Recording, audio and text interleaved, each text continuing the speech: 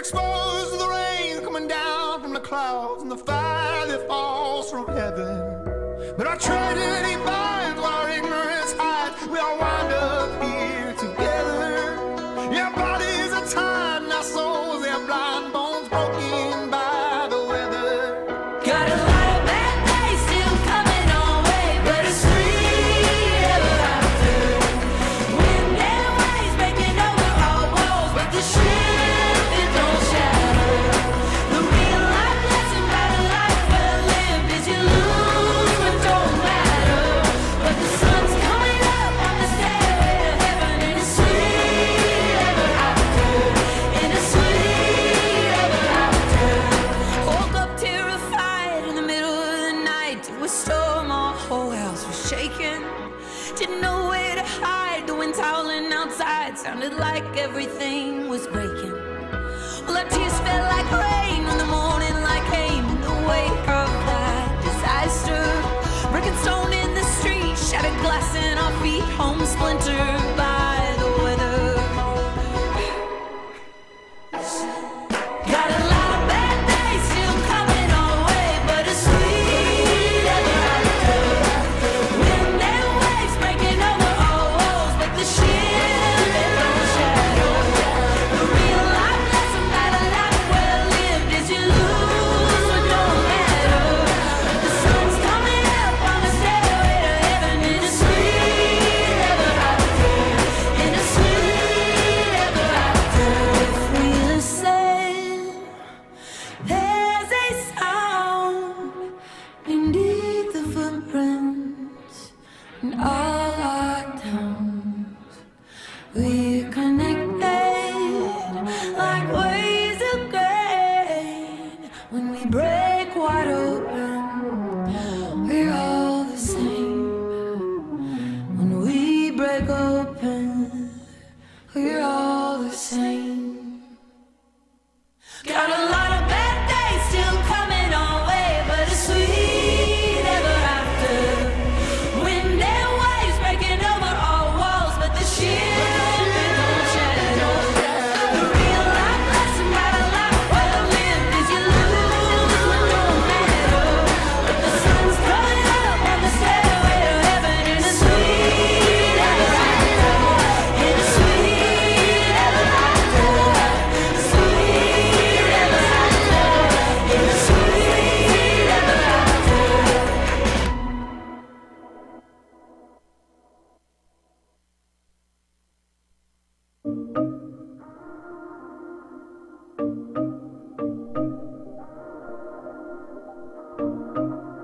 Lately I've been reeling, watching the nightly news. Don't seem to find the rhythm, just wanna sing the blues. Feels like a song that never. Go tell it on the mountain, over the hills and everywhere.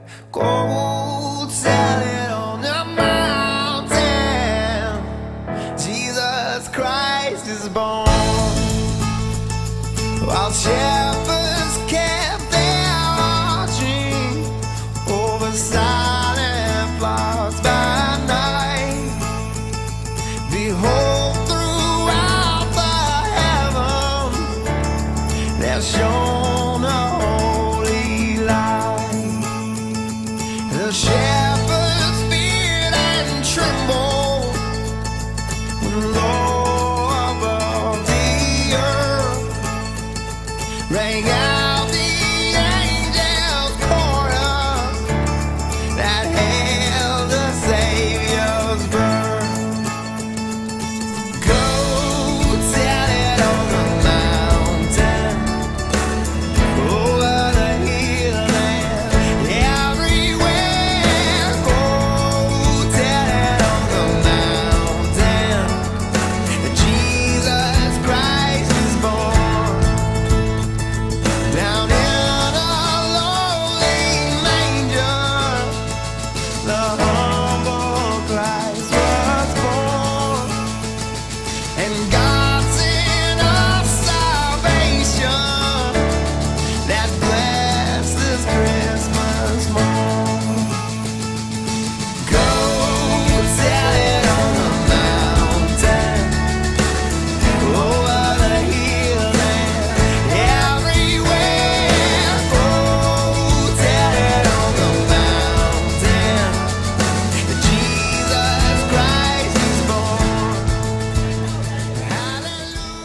Hey, good morning.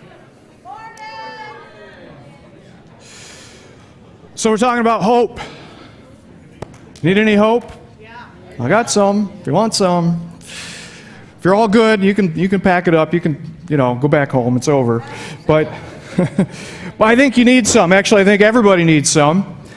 And whether you would admit to it or not, you mostly live your life off of some kind of hope or another all the time. And I asked you to take a look at the first letter of Peter, and if you missed it, well, first, shame on you, but second, you can actually go back to the first letter of Peter. That's where I'm going to be today. You can read chapter 1 and 2 of 1 Peter, because it's going to still pertain to next week. When I finish this thing up, we're going to do some weighing of some heavy matters together. But if this is your first time listening today, I'm talking about hope because I'm going to be honest, I have noticed, maybe you have too, that not all of the Christians in the world are currently at peace. You're like, no, they are. They are. I've seen it. They're all good. They're all happy. Happy all the time. Listen, number one, nobody is happy all the time. Okay? You have 43 muscles responsible for putting a smile on your face. Okay? They need a break sometime. So nobody is smiling and excited and, just all the time. And if you are, you maybe want to get that checked out. Okay? But I grew up with this understanding, maybe you did too, that the Christians of the world are supposed to be content. They're supposed to be at peace. Even when things around them don't seem to be under control, still, somehow within, they're supposed to be at peace. Maybe you have noticed that this is not always true. Maybe you know a person or two. Can you think of somebody that is a Christian, falls under that category? And those would be the first people I can think of. They're not happy. And you know what they say? If you can't think of anybody, it's probably you. Well, the truth is, it's all of us sometime. All of us. At some point, we all end up wrestling with whether we're supposed to be happy or not. And we have these circumstances pulling on us and pushing on us and saying, if things don't get better, it's going to be terrible. If you don't get at least this much from your future, from your relationship, from your kids, from your job, it's just, it's all bad. It's all bad, bad, bad, bad.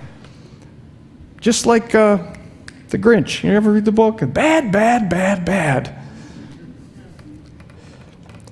And I don't know if you've noticed this. I think you have. Having no peace is not very peaceful. Is it? It does things to you. You may not notice it right away. You certainly notice it when it's in other people. But we start to get edgy. Did you notice? We start to get a little edgy, a little rough around the edges when we're lacking peace inside. We start to project our unhappiness out on others. It's almost like sometimes we punish people for how unhappy we are inside. If I'm not going to be happy, then nobody else is going to be happy either. We do that. Sometimes you get cynical. Sometimes it's kind of like you're looking for a fight all the time. Have you ever noticed yourself doing that? It takes a while. Honestly, sometimes it takes a real wake-up call. It creeps up on us, kind of. We kind of drift into that way of living. One time when I was in college, I had a friend, not a Christian, or at least didn't profess to be one, and he said something like this. He said, "Hey, didn't you used to go to church?" I said, "Yeah." He goes, "Well, maybe you ought to go back." I was a little grouchy for a season there. I had kind of an Eeyore kind of an attitude all the time. Well, everything, blah, blah, blah, blah. It's just, it's always going to be how it is. It's just, blah. He was just tired of it. Because you get tired of it. So I ask you to take a look at 1 Peter. Because really, 1 Peter, this letter that Peter wrote, is really a letter about hope. It's got some other things in there. But really, it's a letter that's meant to revive a person's hope in spite of whatever may be going on around them. And I don't know if you read this. Like I said, shame on you if you didn't. But you can go back. No one has to know. Next week, go back, read the same 2 chapters. Peter writes this letter about hope. And it's for the person who is wondering, why isn't my hope that I have doing more? You know, how come I'm not happy? How come I'm so upset by everything all the time? This is for you, person. If that's you, this is for you. Because there are some secrets here. And here I'm just going to jump right into it. He says this in chapter 1, verse 13. He says this, gird your minds for action. Keep sober in spirit. Gird your minds. Gird your minds? What is a gird? Oh, that was an acid reflux thing. It means to brace up something with all of the supports in all the right places. To prepare it to be strong. He says, brace up your minds ahead of time because stuff's going to happen. Stuff is going to change and shift and throw you and come at you. He says, brace up your minds for something to happen. And he says, keep your spiritual wits about you. That's what being sober is, right? If you're on watch duty, you know, what's the last thing that you want to do on watch duty? Fall asleep, right? Everybody knows that. Textbook. You don't fall asleep on watch. You stay what? Sober. You don't drink while you're on watch. You know, you don't smoke on watch. You don't do it. You don't want to be high, okay? You've got to have your wits about you. He's saying in a spiritual way, you need to stay sober. Keep your wits about you. Don't check out. Don't get lazy. Don't get distracted. And then he says this. He says, fix your hope completely on the grace to be brought to you at the revelation of Jesus Christ. In other words, lock your hope onto that moment when you will actually see Jesus.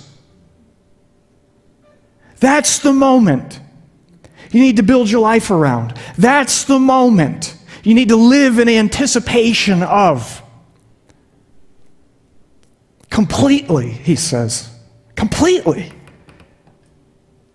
Decide now, this is the moment that you're going to be building your life up to.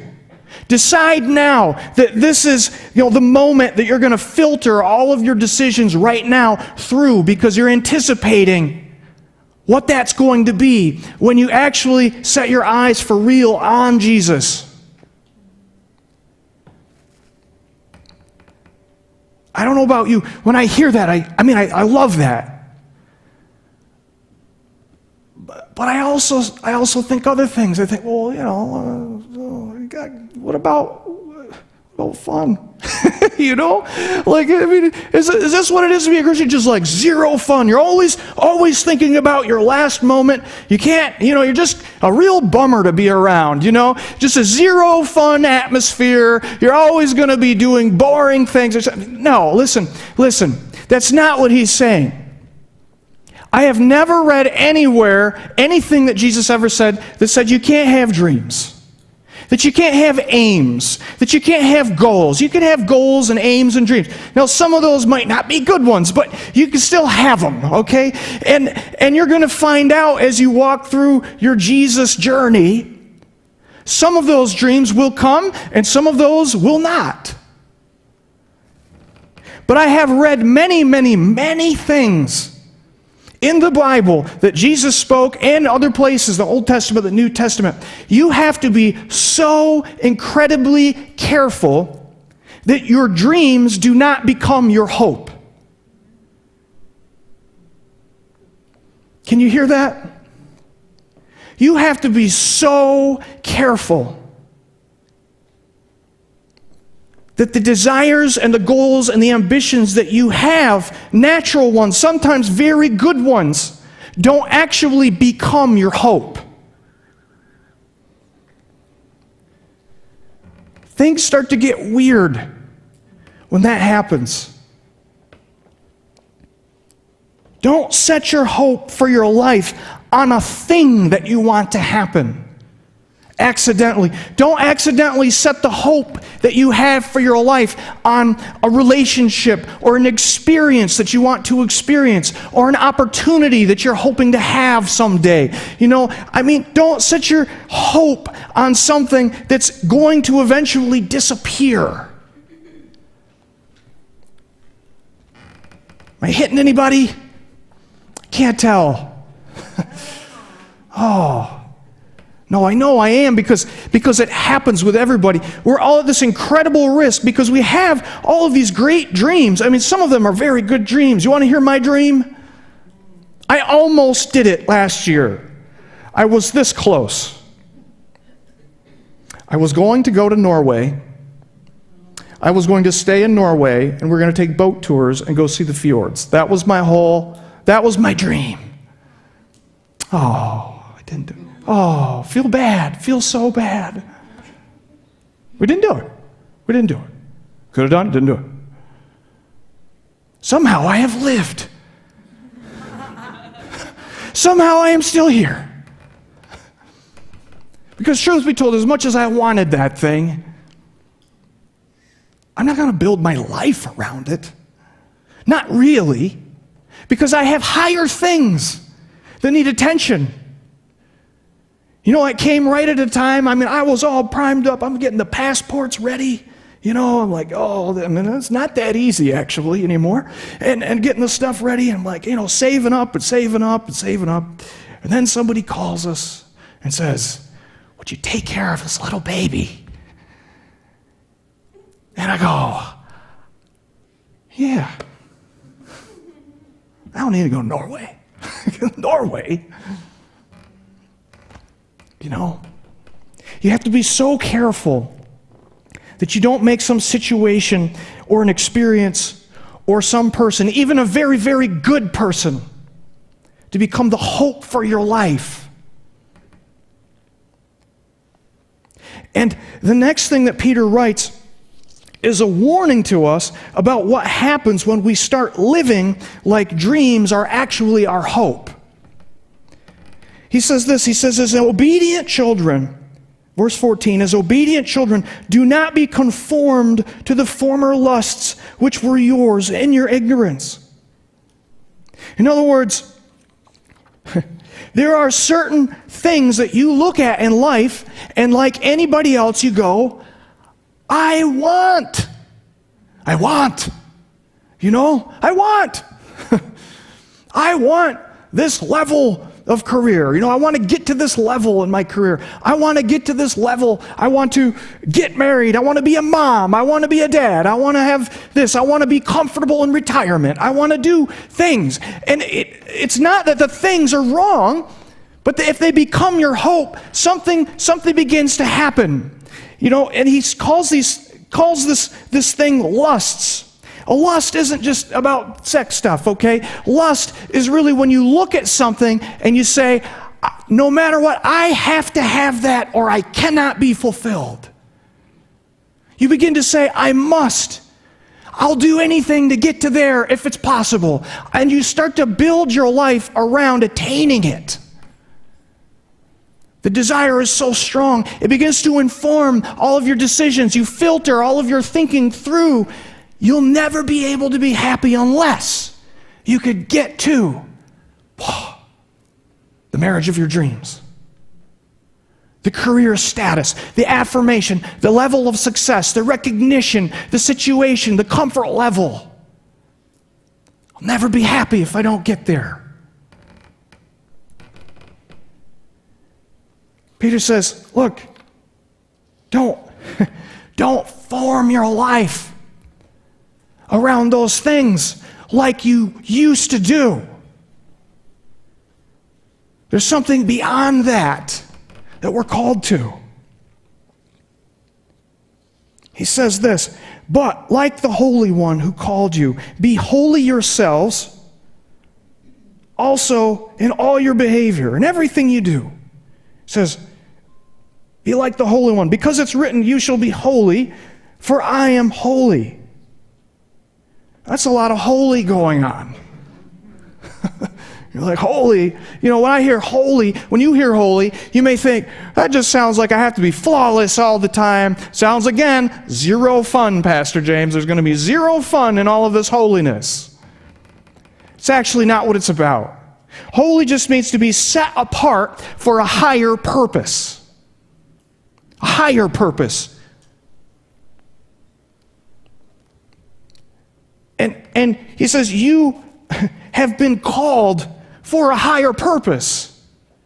You've been called for something higher than just living for the next moment all the time until it's over. You've been called higher, then set apart higher for more than just, getting to a comfortable retirement someday. You've been called higher for more than just enjoying a person, someone in your family, a relationship while you can, and then it's gone. I mean, those things are fine, but you've been called higher than that.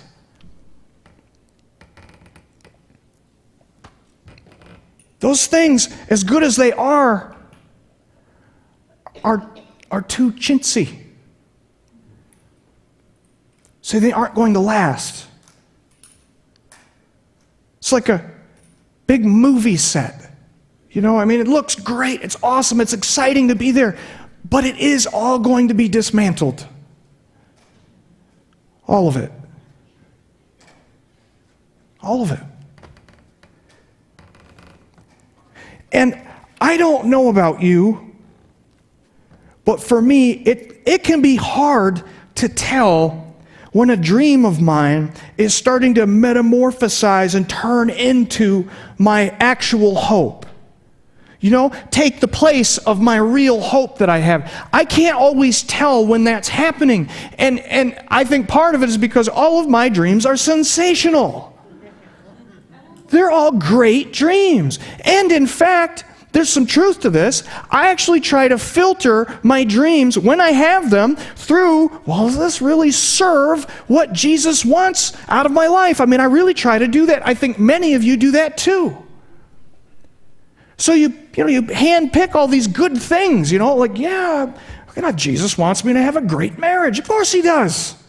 Jesus wants me to rest sometimes, and Jesus wants me to celebrate. Jesus wants me to enjoy life. Of course he does. So hard to tell when those things begin to weigh more than they're supposed to, though. And I'm just going to share something with you that I have learned. Maybe it helps, maybe it doesn't. But it's not impossible to tell when it's starting to happen. There are some flags. And I'm going to share probably the biggest flag of all with you right now. I don't know, like I said about you, but for me, when I start to be tempted to do some un-Jesus-y things in order to protect my dream, a little bit of warning flag goes off. A little bit. Not huge. Okay? You're thinking, okay, I want to do well at work. The Lord wants me to do well at work. But I could murder this guy who's going to get promoted, and I could get, okay, it's not as obvious as that most of the time. Yeah, am I going to have to commit murder in order to get a promotion? Okay, yeah, it's not as obvious as 48 Hours Mystery all of the time, okay? Sometimes it's much more subtle. Oh, in order for the win, all I've got to do is just be just a little bit dishonest for just a little bit. Just a little bit, just this one time, just this once, as they say.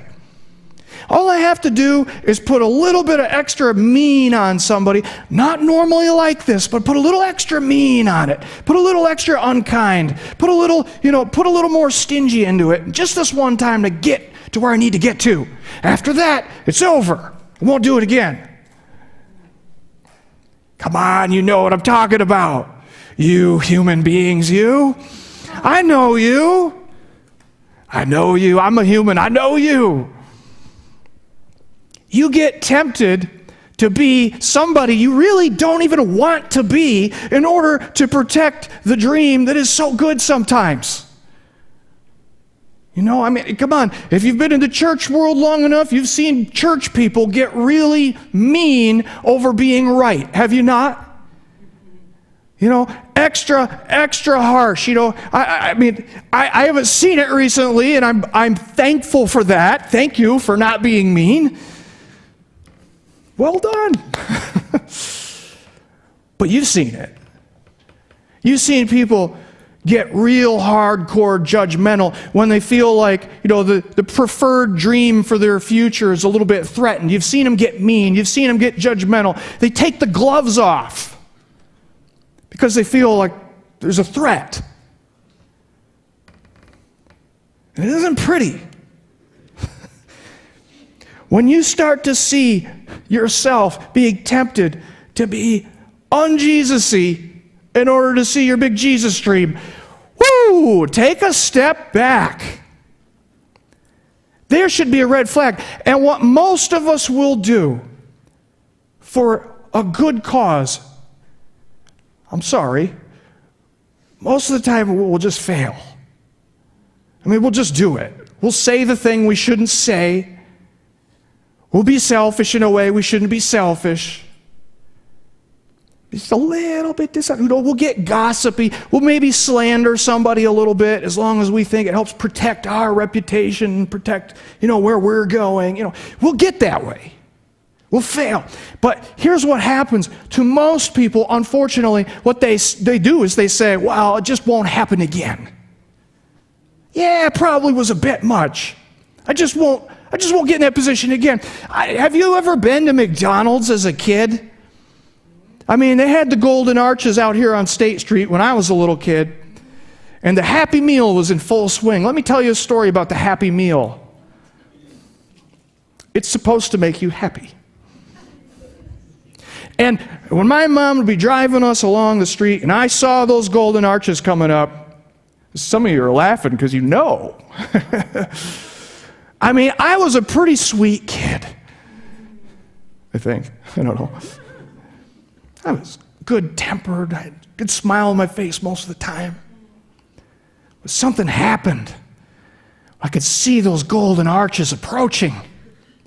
I have a little calculation in my head I'm doing. I'm like, okay, we got like 2.5 minutes maybe at this stoplight to figure out how we're going to get this car to stop at those Golden Arches. Some of you are like, yeah, I know what happened today.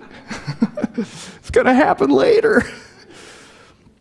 And I don't know what would happen to me. Something would come over me. It's like an animal inhabited me. You know, all of a sudden I'm doing these like high level, like really awful psychological things to an adult who's trying to drive a car. I'm like, you know, putting the pressure on, you know, like, hey, you know, if you do this, then I'll go do this. And, oh, no, that didn't work. Okay, well, if, you know, you start doing the crying and the screaming, you know, and like, okay, I'm just going to, you know, you get desperate after a while. Like, I'm going to just punish them. I'm going to punish her with audio sounds until I can get this car to stop because you become an animal. You're desperate. Got to get that Happy Meal. And more times than not, I'm sorry to say, you are successful. You get what you want. The car of life pulls over, goes through. Of course, mom's not real happy, is she? But you don't care about that right now. You just need this one thing. The car pulls over. In adult speak, that's how it used to be. I need one Happy Meal. I'm sorry, ma'am, what did you say? I need a Happy Meal. I need this to be over. So, you get what you want. You know, you get a little thing of fries about this big. There's like 6 good ones in there. The other ones are burnt to a crisp. It's okay. They're hard, you know, And I mean, you just open that bag and you blast through because you really weren't even hungry. It's all about what? The toy. Because you saw that toy on TV, didn't you?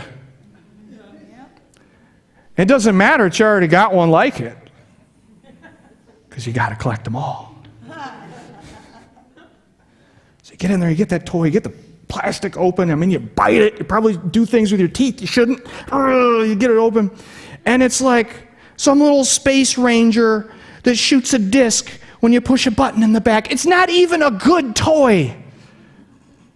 It isn't even going to last the car trip home sometimes. You know, it's got the dumb little discs, and you go boom, boom, boom, boom, and there's like 6 of them, and then you realize, oh, I just shot them all over in the car. Now I can't reach them. What good is this? It's chintzy. It's just chintzy. That's how we are sometimes. We get a dream in our head. Now, sometimes the dream is better than a Happy Meal toy. I'll give you that. Sometimes it's a beautiful dream. I want to have, 10 kids and live on an island and take care of them all. I want to, be this great person. I want to be an important person in the church. I want to have a certain amount of prestige, and I want people to come to me for help, and I want to be the person who financially can just help people and not think about it. And on it goes. But when it becomes bigger than the ultimate hope, you turn into somebody else. And you have no peace because of it. You don't realize it when it's happening. You always pay later. You pay after in the car ride home. You have this guilt washing over you. What did I just do in order to get what I wanted? What did I just compromise? What kind of person was I just then? And that stays with you long after the episode.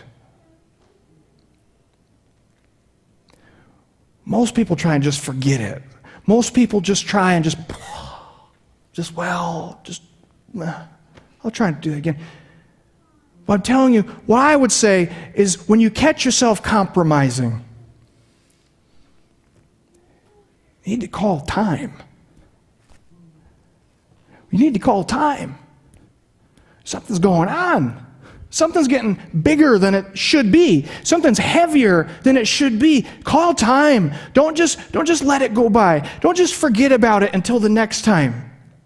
Something is weighing much, much more in your soul than it was ever meant to weigh. And what I'm telling you today is that, we're not going to solve all of your problems today. I know, I have to come back again. Sorry. But what I want you to do is take some inventory this week. As you read 1 Peter 1 and 2, take some inventory of where you are. Take some inventory of the places that you're most unhappy with life. Take some inventory of the places you are the most edgy. Is it your relationship? Is it in your career and work life? Is it in your family life? Is it in just looking at social media? How come everybody's so much better than me all the time? I sometimes wonder that, by the way. Wow, everyone is amazing. I'm glad I don't do more on social media because they might see it's really not that impressive over here. That's a joke, I think. But take some inventory. Where are you the most unpleasant lately? Where are you the most upset? And I'm not saying that sometimes you don't have reasons for being upset. And I'm not saying that you shouldn't grieve over dreams at times. When you lose, a dream can die sometimes. You lose somebody that you really love. They're important to you. There's a grieving process. That's understandable. Sometimes it takes a long time. But grieving is not the same as being with no peace. And I really am challenging you to look at your life this week. And if all you do this week is just take stock of the places where you are the most tempted to turn dreams into hope, that's all I'm looking for. That's the step closer that I would love to see everybody in this room take when we come back next week. Because next week, what we're going to do is we're going to weigh some of those dreams together. What do I mean by that? You're going to have to listen. So for today, again, I'm asking, would you take stock? Would you inventory the places in your life where you're the most tempted to compromise, the most tempted to do whatever it takes for the win? And get real with God. Say, God, what is going on here? Is that what's happening in me? And that's all I'm going to ask you to do. I'll pray, as I always do. While I'm praying, I hope that our prayer team will come on up. Come on up, prayer team, whenever you're ready. Of course, our prayer team is coming up every week now. Every single week we have somebody up here that's just waiting to pray for you about anything that you would like someone else to pray for you about. Sometimes we get in such a funk about where things are, and we just find it so hard to take those steps on our own. And that's what this is. Someone else says, I want to take steps with you. I'll do that for you. I'll have faith for you today. Anything at all, they're there. Okay? I'm going to pray. Father, you have set our hope on something impressive. Eternity. You call us to set our hopes, lock them on to eternity with you. God, I pray, help us see where we're not. Help us see where our hope isn't doing us the good it's supposed to do us.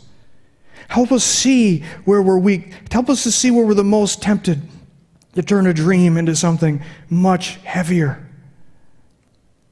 Help us to see where we're putting pressure on others around us to become something that isn't going to even make us happy when they do figure it out. Help us to see where we're getting a little mean, a little testy.